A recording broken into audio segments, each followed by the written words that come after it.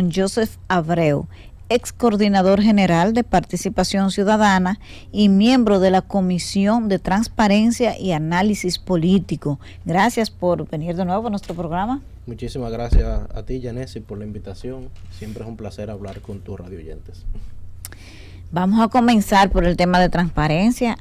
Hace unos días, la pasada semana, la Contraloría General de la República dio a conocer unas auditorías o investigaciones, ¿verdad?, sobre distintas instituciones donde salieron muchísimas irregularidades, y la directora de Ética e Integridad Gubernamental lo calificó como errores, algo así, como que le dio una lectura bastante simplista a lo que ocurrió. La opinión de ustedes sobre ese tema. Mire, en relación a esos auditorías, nosotros estuvimos y nuestras comisiones de transparencia están revisando a detalle las principales auditorías que emitió la Contraloría, y también nos llamó la atención los comentarios que hizo la directora de Ética por el hecho de que lo calificó de subsanable, errores subsanables.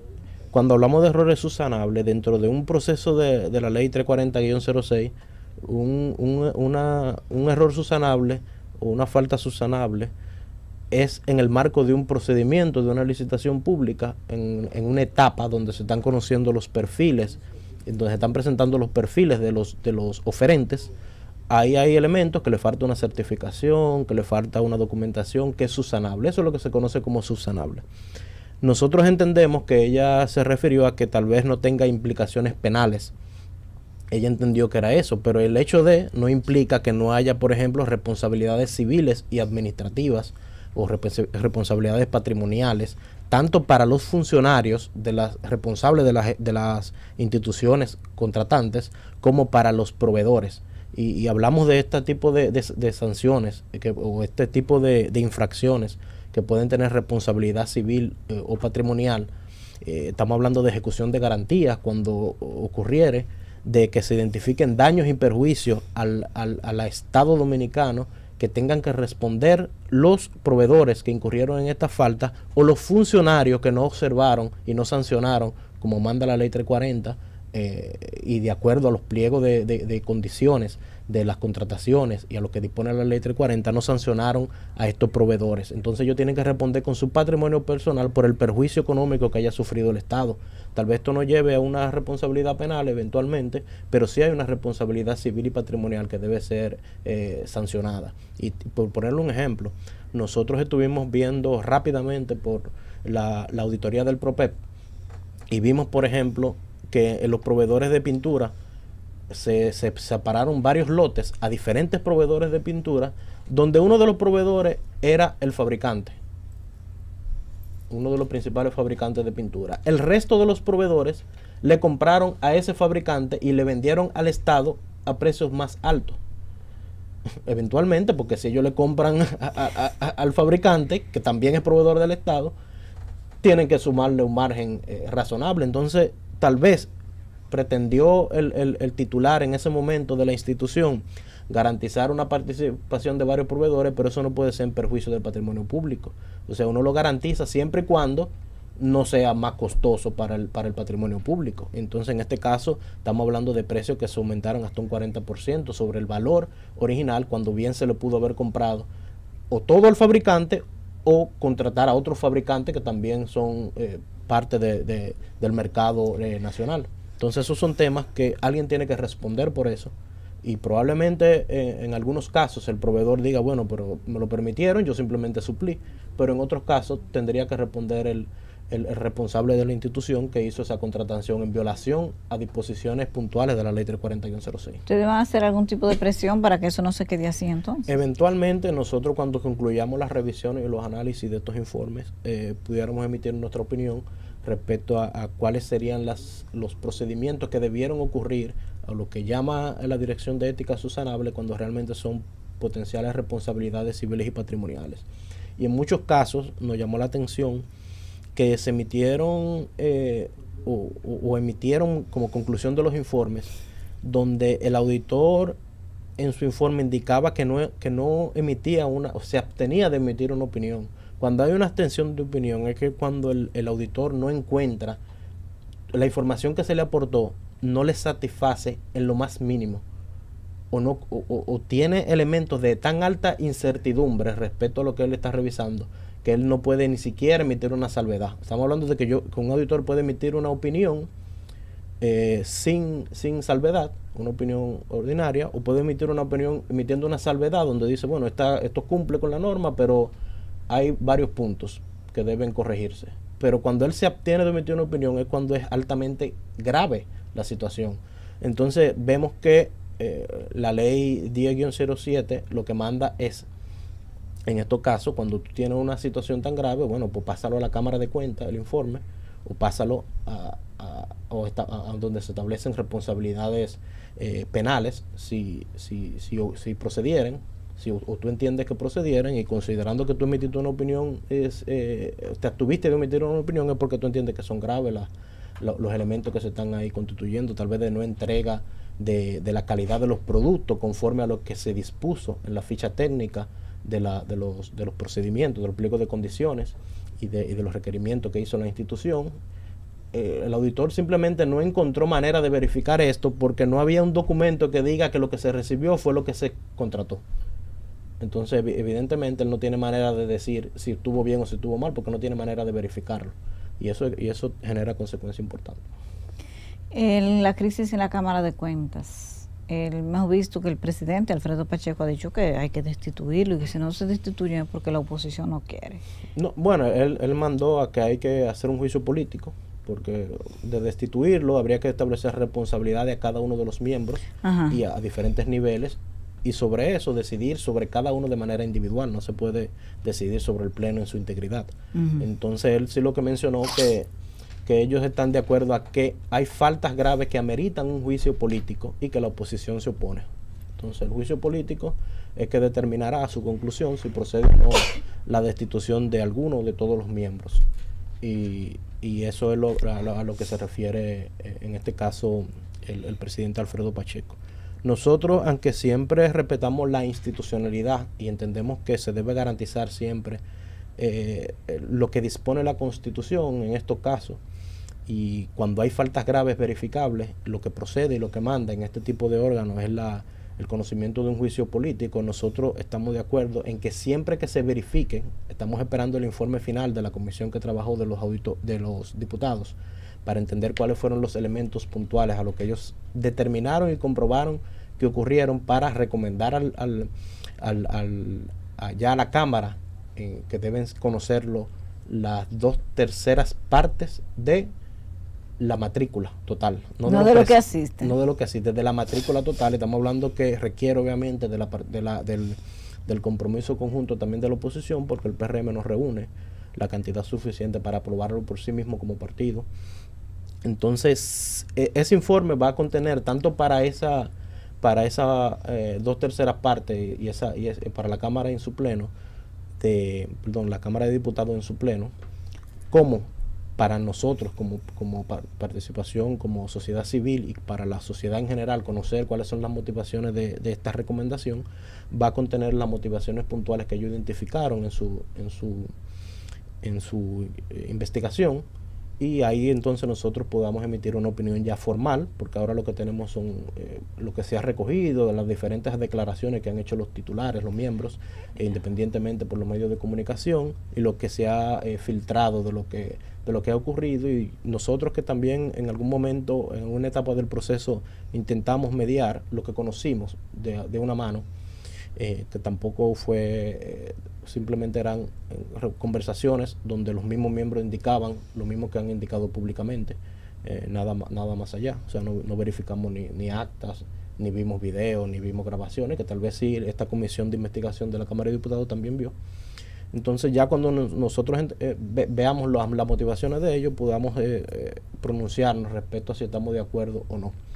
Independientemente de eso, como le mencioné, sí entendemos que las responsabilidades son individuales. Cada miembro debe ser juzgado por sus faltas y sancionado por sus faltas personales, y nos preocupa, sí, que haya un proceso de selección en el marco de una campaña electoral, aunque esto no debe limitar la ejecución de la institucionalidad.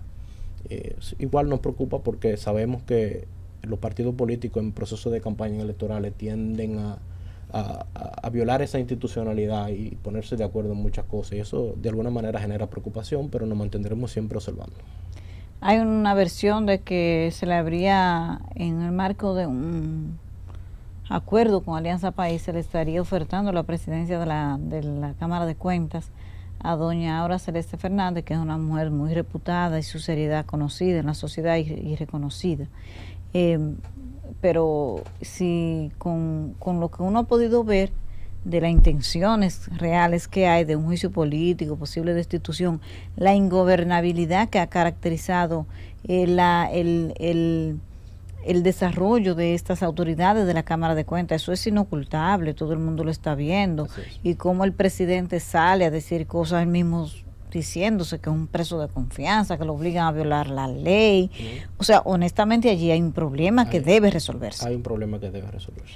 Entonces, ¿ustedes apoyarían que alguien vinculado a un partido político pueda ir a la Cámara de Cuentas? Justamente eso es lo que nos preocupa, que haya repartición, y siempre hemos estado en contra de que haya reparticiones en la selección de miembros de la Cámara de Cuentas, como ha ocurrido anteriormente, en la selección de miembros de la Junta, y siempre nos hemos opuesto a eso. Tienen que ser los perfiles conforme a la ley, siempre lo más alejado posible a vinculaciones políticas o a compromisos o a intereses de tema político. Siempre nos hemos opuesto a eso y obviamente nos vamos a oponer a un acuerdo de esa naturaleza. Ustedes siguen con el tema de que tienen que estar lejos del partido político, pero estas personas fueron escogidas y no tienen vínculo con los partidos políticos, sin embargo, mire el resultado. Bueno, lo primero, porque hay muchos elementos que van a garantizar finalmente. Una es la capacidad técnica que puedan tener, otra es la independencia que tengan de intereses políticos, y otra es otras capacidades tal vez blandas que le pudieron haber faltado a uno o algunos o a varios de los miembros. Y tal vez la misma ley tiene muchísimas disposiciones que a veces generan tranques internos, por así decirlo, cuando, por ejemplo, solo el presidente tiene algunas facultades para, por ejemplo, llevar las auditorías a conocer al Pleno, o el presidente, por ejemplo, siendo el presidente y el titular y el responsable, no puede tomar una decisión de contratar o desvincular a un funcionario X. Eso a veces pudieran representar limitaciones que llaman la atención, porque tal vez a un nivel tenga el Pleno que conocerlo, pero no a todos los niveles, desde el que barre hasta el que dirige, por ejemplo, un equipo de auditoría. O sea, debe haber como algún tipo de una persona que tiene la responsabilidad como presidente de dirigir la área ejecutiva, de que se le apruebe una disposición, una directriz a término general, el Pleno, y ya a partir dentro de esa directriz él pueda decidir a quién desvincular o contratar o cómo ejecutar esa directriz, que es lo que normalmente se estila en este tipo de casos. Los criterios de selección, quizás el órgano, el Senado, la Cámara de Diputados, al momento de elegir, tienen que mejorar también, no solamente pedirle que mejoren a los miembros de la Cámara de Cuentas, porque ha sido históricamente repetitivo el fracaso, con la excepción de la gestión de doña Liselot, en paz descanse, que tuvo una gestión tranquila, nadie la cuestionó, el resultado está ahí, pero siempre ha sido un tema. Los miembros de la Cámara de Cuentas ha sido una fuente permanente de conflicto, de descrédito y de cuestionamientos. Yo creo que el órgano que elige es el que tiene que evaluarse ahora. Sí, efectivamente, los mecanismos o el procedimiento que utiliza, por ejemplo, la Cámara de Diputados cuando selecciona este tipo de ternas que van que van a dirigir o van a formar parte del Pleno, debe revisar sus procedimientos, debe revisar sus mecanismos de cómo investiga a cada uno de los miembros, de cómo amplía no solo tal vez las capacidades técnicas, sino tal vez ampliar la experiencia en dirección, el entendimiento de la ley y el entendimiento de lo que es trabajar en un Pleno y las limitaciones que puede tener como miembro del Pleno o como ocupando algunas de las funciones del Pleno, ya sea secretario, vicepresidente o presidente, cuáles son las limitaciones, que entienda eso, que entienda cómo funciona, y tal vez establecer un procedimiento garantizando que los miembros tengan un pleno conocimiento de las y que no pase como ocurrió con el presidente, que dice que si hubiese conocido cuáles eran las situaciones que se le iban a presentar, pues no se presenta. Entonces estamos hablando de que desconoció en algún momento la plenitud del ejercicio que él o de la función que él iba a ostentar ahí. Con la anuencia de Joseph, vamos a ir a una pausa comercial y ya regresamos en Buenas noches, buena suerte. Joseph, arrancó ayer formalmente la precampaña. ¿Cómo Participación Ciudadana está observando el proceso? ¿Qué está haciendo en este momento? Sí, nosotros organizamos, vamos a organizar ahora la 12ª observación electoral. Se han hecho de alguna manera pininos, no hemos pronunciado, por ejemplo, del aumento, el incremento de los gastos de publicidad respecto al año 2021, en el presupuesto del 2022 y en el presupuesto que se incluyó para el 2023, que se incluyó también aumento de gastos de publicidad y gastos de nómina importantes, que siempre preocupan en el marco de un periodo preelectoral y de un periodo electoral, cuando se pronostica en el mismo presupuesto que se va a aumentar estos renglones, porque sabemos que son herramientas que utilizan los partidos en el poder, oficialistas, para manipular de alguna manera o equilibrar o llevar un poco la balanza a su favor en materia de ejecución de recursos públicos y de alguna manera disponer de fondos públicos de manera directa o indirecta en su beneficio electoral. Y eso nos preocupa, obviamente nos mantenemos observando en ese sentido, y prontamente vamos a emitir ya lo que es el inicio oficial de nuestra observación electoral, que hacemos siempre desde el periodo de pre-campaña, la campaña electoral y hasta el periodo de post-electoral, incluso el conocimiento de cualquier caso ante el Tribunal Superior Electoral luego de las elecciones. Prontamente vamos a emitir ya un comunicado estableciendo el alcance. Se están conformando internamente dentro de la observación electoral las diferentes subcomisiones que van a trabajar en los diferentes renglones, ya sea con financiamiento de los partidos, el tema de la publicidad, el tema ya de las cuotas, del cumplimiento de las cuotas de género, el cumplimiento de las cuotas en materia de reserva, etcétera.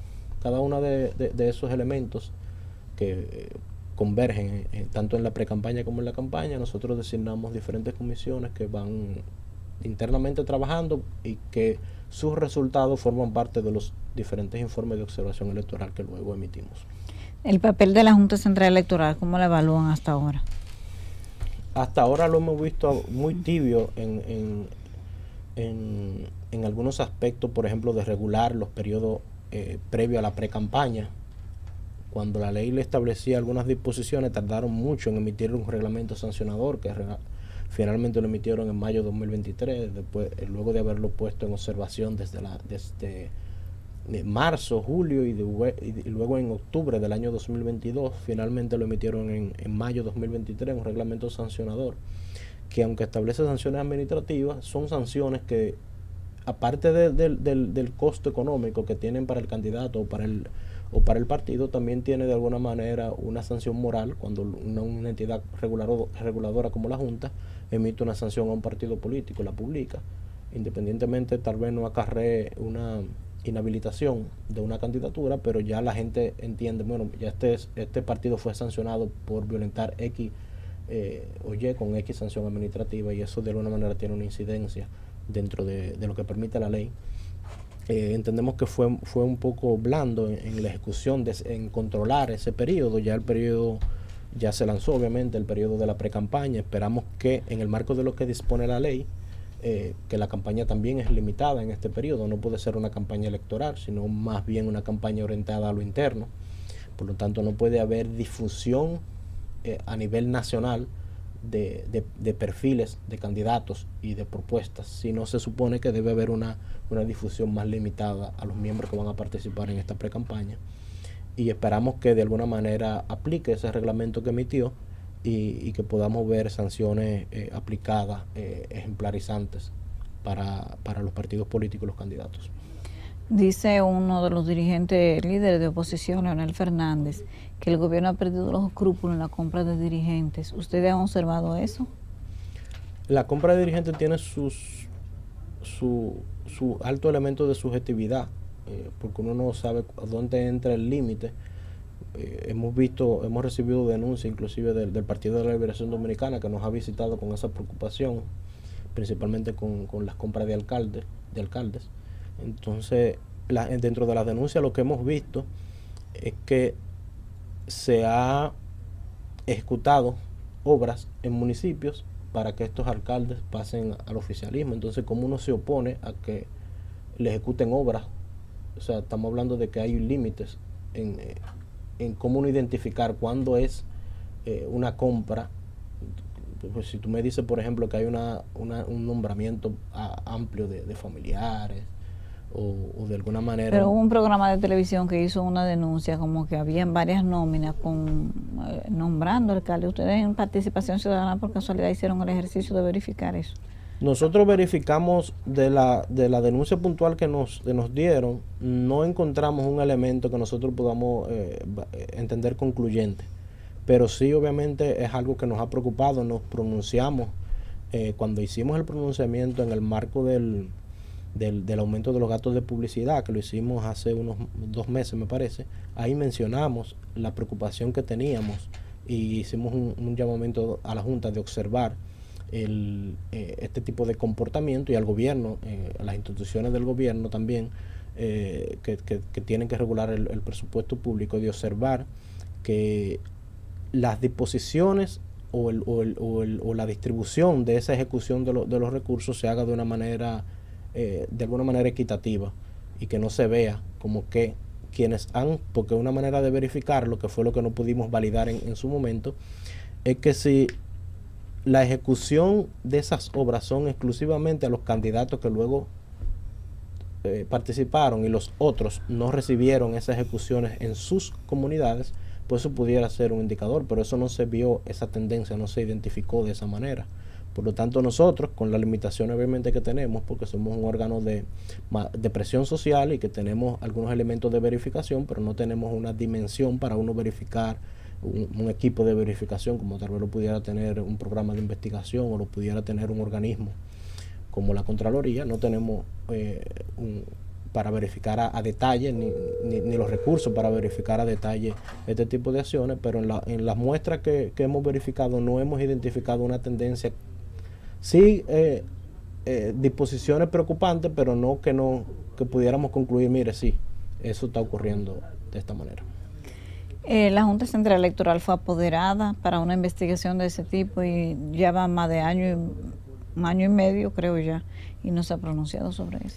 La Junta recientemente informó, primero creó, a inicios del mes de junio, designó a una persona como responsable de aplicar el régimen sancionatorio del reglamento que se promulgó o que ellos publicaron ya oficialmente en el mes de mayo, o sea, recientemente en el mes de junio. La ley y la Junta tiene una disposición que es la Unidad Especializada de Fiscalización Financiera, que es la que debe básicamente, junto con esta persona que fue recientemente designada, que se me escapa el nombre ahora, para aplicar las sanciones administrativas de la ley. Son estos dos elementos los que se van a tener un mayor nivel de incidencia en lo que es el alcance que tiene la Junta, que es la aplicación de sanciones administrativas y de retención de fondos. Porque ya el otro elemento, que es la Procuraduría Especializada, que ya va a incurrir en lo que son los delitos penales, que va a tener incidencia en lo que son los delitos penales, ya es un mandatorio de la ley que ya queda de mano de la Procuraduría General de la República, que también ha mostrado limitaciones de plazo para cumplir con lo que dispone la ley y de recursos, que eso nos ha preocupado tanto en materia electoral como en materia de delito de lavado de activos, que también ya la ley entra prontamente en vigencia y todavía no tenemos una unidad especializada para estos fines. Son dos de los elementos que generan cierta preocupación, pero sí sabemos que la Junta, como emitió un reglamento muy reciente, ahora es que está comenzando a aplicar este tipo o implementar este tipo de revisión. Joseph, recientemente, primero la Procuraduría Especializada de delitos electorales. No tiene titular. No tiene Ya titular. doña... Ni recurso, ni sí. local. Ajá, ¿qué dice Participación Ciudadana de esto? No, nos preocupó porque la misma procuradora dijo que primero los plazos que dispone la ley de preparar a una persona 2 años antes, estaban fuera de los plazos. Los recursos están limitados, recursos humanos, económicos, técnicos, el espacio donde van a operar tiene que tener incidencia en diferentes partes del territorio para garantizar que las denuncias tengan una canalización adecuada. Todo eso está muy atrasado, altamente preocupante, considerando que ya inicia, o sea, ya tenemos encima lo que es el periodo pre-campaña y prontamente el periodo de campaña electoral, y que esto no se haya definido. Entendemos que tal vez en un presupuesto complementario se asignarán mayores niveles de recursos destinados para esto, que las instituciones lo van a requerir y que se les van a asignar. Y en eso es el que nos mantendremos observando, y las disposiciones que haga ya la Procuraduría en sí para designar a estas personas con los recursos que actualmente tiene, y conjuntamente en el requerimiento de fondos para ya ampliar de cara a las elecciones su incidencia a nivel nacional de esta Procuraduría. En cuanto al debate electoral, el debate político, las observaciones que se hacen, la respuesta de un sector y de otro, ¿cómo ustedes lo evalúan? Con lo que ven hasta ahora. No, hasta ahora no hemos visto mayores, un debate que nosotros podamos entender, obviamente porque la campaña se supone que en ese sentido no ha iniciado, y lo que se han hecho algunos pronunciamientos de alto contenido proselitista, más que con un contenido que uno puede evaluar como propuesta. No, y obviamente entendemos que como no ha iniciado el proceso oficial de la pre-campaña, no va a haber ahora es que vamos a comenzar a ver estos discursos, y ahora es que vamos a poder, entendemos, evaluar qué es lo que proponen los precandidatos en esta etapa, y luego posteriormente ya de octubre ver lo que proponen ya como candidatos oficiales a los diferentes niveles de elección. Los partidos políticos principales han anunciado que tienen ojo avisor con relación a para evitar que penetre el dinero sucio a las campañas a través de la candidatura. ¿Ustedes cómo han visto esto y si están confiados en que esta vez pueda haber una incidencia menor? Porque tenemos muchos casos recientes en el pasado proceso. Nosotros hemos hecho intentos, como un colectivo de instituciones de la sociedad civil, hemos hecho un reclamo, primero de manera individual y luego como colectivo.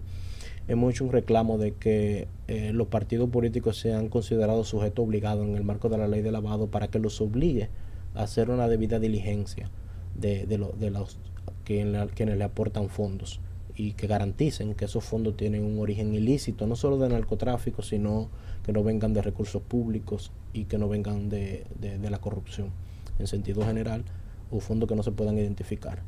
Hemos hecho ese llamamiento, y nos mantenemos observando. Dentro de nuestra observación electoral hay una unidad que se va a dedicar a esto, pero ya conocerán mayores detalles cuando hagamos ya el lanzamiento oficial prontamente. Muchísimas gracias, Joseph, de nuevo por venir a nuestro programa.